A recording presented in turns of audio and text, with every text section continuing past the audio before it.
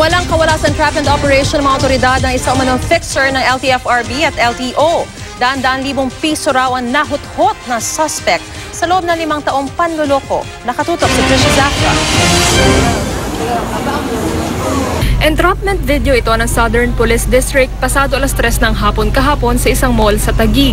Pulis ng SPD ang nasa gitna at nagpanggap na kasama ng babaeng nakadilaw. Target nilang mahuli ang babaeng nakapula, si Emilita Amorin.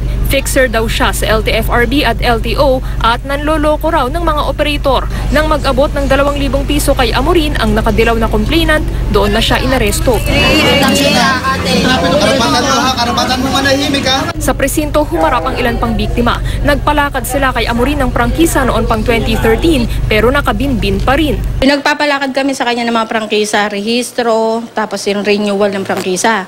Tapos binentahan niya yung ibang kasamahan ko ng prangkisa mismo. Binigyan niya kami ito, yung mga plaka, iisang case number pero 2 yung plaka. Daan-daang libong piso raw ang nakuha ng suspect sa mga biktima sa loob ng 5 taong transaksyon. Itinanggi ito ng suspect na nahaharap sa reklamong estafa. Oo, humingi ako ng pera sa text pero nabigay ba? Wala kayo natanggap na pera? Hindi ganun kalalaki.